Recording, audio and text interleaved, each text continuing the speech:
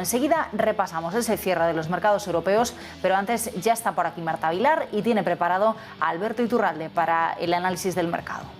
Efectivamente, Raquel, hay muchas cosas que le queremos preguntar, por supuesto, a Alberto Iturralde. Entre ellas, por ejemplo, pues si hay alguna semejanza entre lo que está ocurriendo ahora en el mercado y lo que ocurrió, por ejemplo, en 2018, cuando tuvimos pues ese pequeño momento de mercado bajista a finales de año. Saludamos ya a Alberto Iturralde, responsable de díasdebolsa.com. Alberto, muy buenas.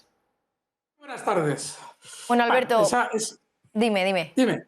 No, te iba a decir que la asimetría con el año 2018 en realidad sí que se produce con una diferencia, y es que en ese año 2018, voy a remarcarlo, además tenéis el gráfico y lo podéis sacar, en ese año 2018 no se produce un pánico como el que hemos vivido puntual al respecto de la entrada de Rusia en Ucrania. Así es que, en principio, las caídas sí se produjeron en aquel momento, a finales del 18, por el gran sentimiento negativo que había, tenía esa similitud, pero no con la velocidad con la que hemos visto durante estos últimos mes y medio ese primer recorte, por ejemplo, en este mismo índice que figura en pantalla, que es el DAX, que se ve la diferencia de la velocidad con la que ha caído en esta última ocasión.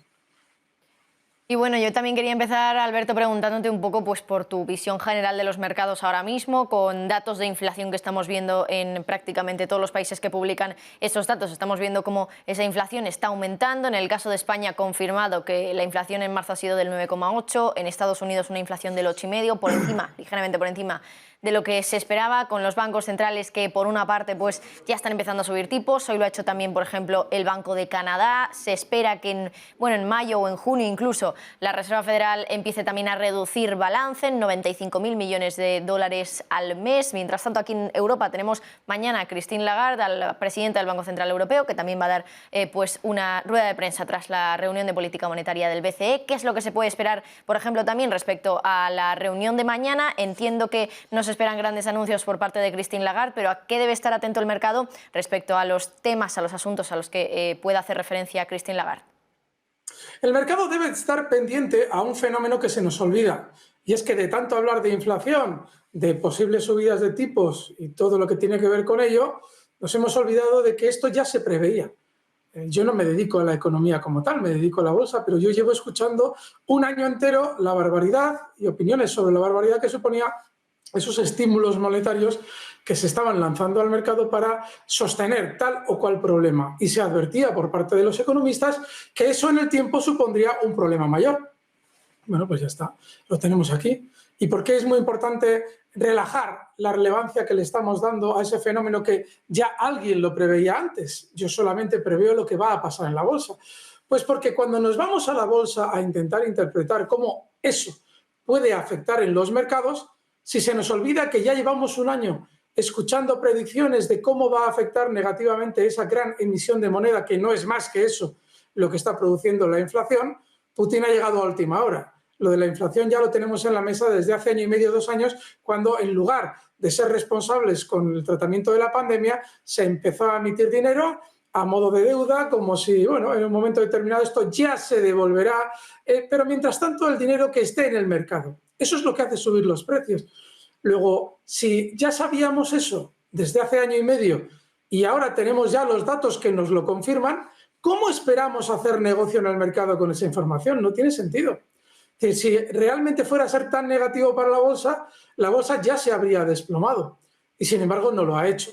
¿Por qué? Porque el mercado ya nos ha demostrado hace muchos años que va, entre comillas, a su bola. Va primero él y luego ya veremos lo que hago. Si nosotros tomamos decisiones en la bolsa en función de esa inflación, nos podemos perder, por ejemplo, la subida que se ha vivido durante estos días en Telefónica, que era una subida telegrafiada por el valor.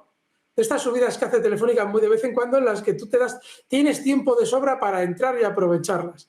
Pero claro, si estás pendiente de la inflación no entras en Telefónica. No, la bolsa es muy distinto a todo lo que oímos en la economía. Y hay que seguir el precio. Por ejemplo, tú durante estos días, Marta, estás pendiente y todos lo estamos de esas elecciones en Francia. ¿Cuántas veces no he repetido yo que cuando hay un proceso electoral en un país, su índice sube más que los demás? Pues nada, aquí lo tienen. El índice CAC 40, de nuevo en zona de máximos prácticamente, teniendo en cuenta cómo cotizó en esta zona ya en el año 2000, parecía muy difícil llegar a ellos y ya verán ustedes cómo durante las próximas 2 semanas, hasta que se complete esa segunda vuelta de las elecciones francesas, el CAC 40 funcionará mejor que los demás en Europa. ¿Y qué pasa? Que porque hay una serie de datos de inflación demoledores que ya más o menos barruntábamos hace año y medio, vamos a estar fuera del mercado, sobre todo del CAC 40, por aquello de, ojo, no vaya a ser que el mercado caiga. ¿Por qué va a caer el CAC? El índice francés, si tiene elecciones a 15 días vista. Luego, está muy bien tener en cuenta todos esos datos, está fenomenal, pero sobre todo hay que ir a la bolsa a ver qué influye en la bolsa. Y en la bolsa influyen sobre todo los procesos electorales, con lo cual hay que leer esa jugada, esos valores, Telefónica, CAC 40, a la hora de estar en el mercado, despreocupándonos de lo que nos diga la inflación. Pero luego tenemos, por ejemplo, a William Dudley, que fue presidente de la Reserva Federal de Nueva York, que ha dicho en los últimos días que si la bolsa no cae, la Fed tendrá que forzar a la bolsa para caer. Yo no sé esto cómo se come, porque es verdad que no es la primera vez que lo he escuchado, quizá lo he escuchado más por parte de analistas, no de alguien que viene precisamente de la Reserva Federal, pero ¿cómo podría hacer la Fed que la bolsa cayera? Porque estamos viendo subidas de tipos, estamos viendo cómo hablan de reducir balance y aún así tampoco está cayendo demasiado la bolsa. Pues me apuesto un duro contigo y con todos los espectadores a que probablemente, precisamente por esas palabras, la bolsa no va a caer. Cualquier elemento del sistema financiero, sea el señor Dudley o cualquier otro, va a decir lo que cree que tiene que decir, no la verdad. La verdad no te la van a contar. Te van a decir lo que quieren que tú escuches y quieren que tú utilices a la hora de opinar. Es decir, que ahora la Reserva Federal, como la bolsa no cae, va a decir, vamos a tirar la bolsa. Y nos van a dar a nosotros la oportunidad de vender ahora en los precios actuales.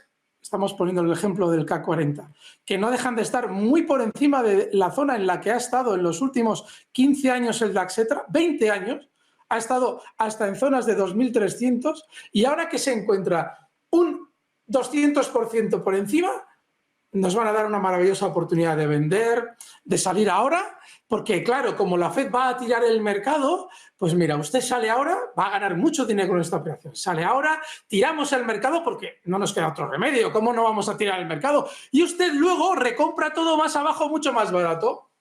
Y cualquier día nos despertamos del sueño. No. La bolsa no funciona así. La bolsa funciona en que mientras ustedes están con miedo porque Dudley o cualquier otro ha dicho que esto va a caer y como se le da mucha repercusión, miren, yo soy un analista dentro de la importancia en el sistema financiero, un auténtico pringadillo. Bueno, pues hagan ustedes acopio de mis predicciones en los últimos años y las que hacían los responsables monetarios y verán que yo les gano por goleada, pero no porque yo sepa más, sino porque yo no tengo que venderles ninguna moto a ustedes. Y eso es lo que va a pasar. Que ahora mismo se genera un miedo para que si la bolsa sube ustedes no se incorporen. Y cuando la bolsa haya subido sin que Dudley y nadie nos sepa explicar por qué, de repente aparecerá Dudley y los suyos a decirnos, efectivamente, nos equivocamos, se podía reconducir la situación económica sin necesidad de tirar la bolsa. Y por eso la bolsa ha subido mucho. Ahora es el momento de comprar. ¿Vale? Y el duro me lo deberán ustedes a mí.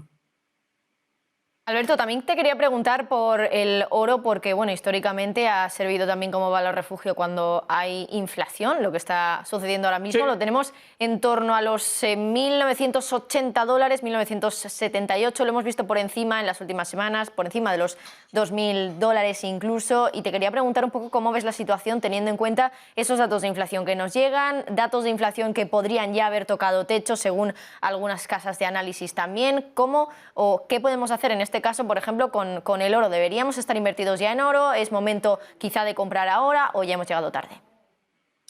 En el caso del oro, depende mucho de tu planteamiento. Es decir, un especulador, un trader, sabe que hasta junio, 30 de junio, Putin se compromete a solo liberar reservas propias de rublos a cambio de gramos de oro. Eso significa que está intentando establecer un cierto respaldo o una sensación de respaldo del rublo. Luego, normalmente eso al oro le tiene que afectar positivamente. Esa medida se toma para intentar estabilizar el rublo y de hecho se ha conseguido por mucho que digan que lo atacan. Entonces, a partir de ahí tenemos que hacer deducciones. Un especulador ahora de manera, por defecto, de manera genérica, tiene que buscar el lado alcista. Sin embargo, eso no significa que a partir del 30 de junio, que termina esa compra en teoría de oro por parte del Banco Central ruso, el oro no pueda recortar, puede hacerlo. Sin embargo, en el tiempo, el oro, independientemente de la inflación puntual que estemos viviendo ahora por todas esas medidas excesivas de control, bueno, de exceso monetario de los bancos centrales de los últimos años y medio, independientemente de eso, luego el oro puede recortar. Pero un ahorrador sabe que en el tiempo el oro es un gran refugio para cubrir esa pérdida de poder adquisitivo que supone la inflación. Con lo cual, si el planteamiento de ustedes es a muy corto plazo, sepan que hasta junio, bien, el hecho de que Rusia intente recordarnos que el oro combate la inflación le va a suponer al oro funcionar mejor durante un tiempo. Luego puede tener recortes, pero a largo plazo seguirá funcionando bien, porque no duden de que ante cualquier imprevisto lo que harán la FED y Banco Central Europeo es volver a sacar papelitos al mercado, y eso lógicamente se reflejará en subidas del oro.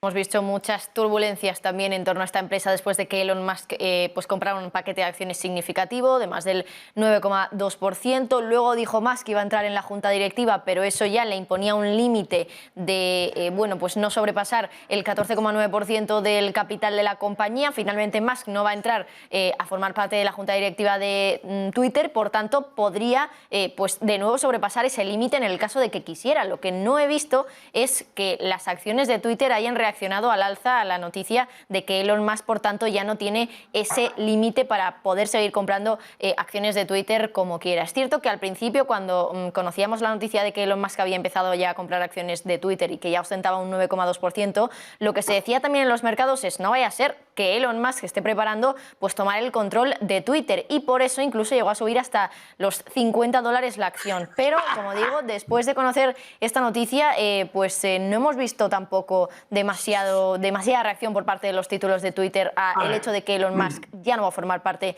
de esa junta directiva y ya no tiene ese límite en el 14,9%. ¿Cómo lo ves? Cualquier magnate o mangante, que ya saben que solamente hay que sustituir 2 letras, sabe cómo entrar en una compañía. Y siempre se hace exactamente igual. En todas las ocasiones se habla con la gente de dentro de la compañía y se llega a un acuerdo. Y la gente de dentro de la compañía, que ya está en la compañía y sabe lo que vale la compañía, solo te deja entrar si las pagas esas acciones muy caras. Seas Elon Musk, el Susun Corda o el extraterrestre. Eso implica que Elon Musk las ha pagado muy caras.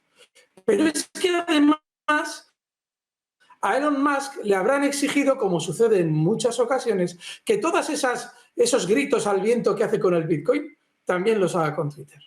A Elon Musk ya se le sancionó por hacerlo con Tesla por parte de la SEC. Le obligó a perder la presidencia nominal de Tesla. Pues si tuvieron que poner a uno de sus hombres de paja como presidente nominal. Y en Twitter pasa lo mismo. En Twitter te cuenta Elon Musk que entra justo cuando ya va a ser tarde. Justo cuando quiere generar compras.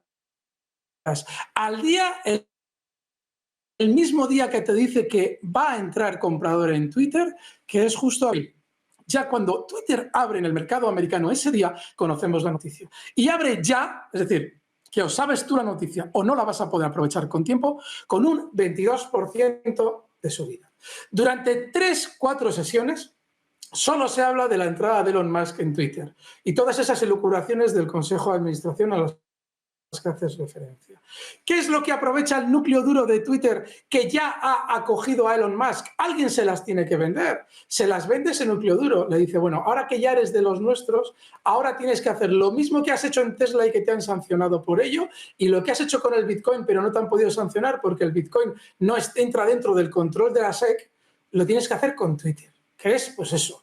Tesla va a comprar con bitcoins. Al de 3 días, cuando él ha vendido y el bitcoin ha caído, Tesla ya no puede comprar en bitcoins porque me he enterado hoy justo a las 10 de la mañana que contamina. Es decir, todas esas tonterías que hace Elon Musk para engañar a los inversores, a los especuladores, para reírse de ellos y sacar dinero a su costa, ahora lo hará con Twitter, con todo ese mare magnum de hoy sí, mañana no, ahora bailo la Inca, ahora bailo rock and roll. Es decir, mentira todo. ¿Y qué es lo que hace el valor? Desde que ya nos enteramos de que Elon Musk entra, se produce un techo y recorte. Recorte desde unos máximos que alcanzó el día siguiente de la entrada de Elon Musk en 54. Y ahora está en 45,85. Y ahora quien se haya quedado enganchado, sobre todo si tiene un gran fondo de inversión a sus espaldas, intentará decirnos que compremos Twitter porque Elon Musk va a hacer tal, va a hacer cual, porque él necesita salir, porque necesita vender. Y utilizarán a Elon Musk para decirnos que Elon Musk va a renunciar al Consejo de Administración. ¿Por qué? Pues porque tal o cual fondo que se ha pillado los dedos en esta operación tiene que... Una vez que entra Elon Musk, el valor ya está muy caro con su entrada, lo van a hacer caer. picardías del mercado. No se fíen de esto a la hora de operar. Bueno, pues nos quedamos con eso porque sin duda Elon Musk O te dejo siempre sin da... palabras o no te oigo. No. Decía Alberto, porque no te escuchamos muy bien, no sé si hay algún problema con la conexión, que Elon Musk siempre da que hablar, así que nos quedamos con esa teoría que nos has expuesto tú. Alberto Iturralde, analista de díasdebolsa.com, muchísimas gracias.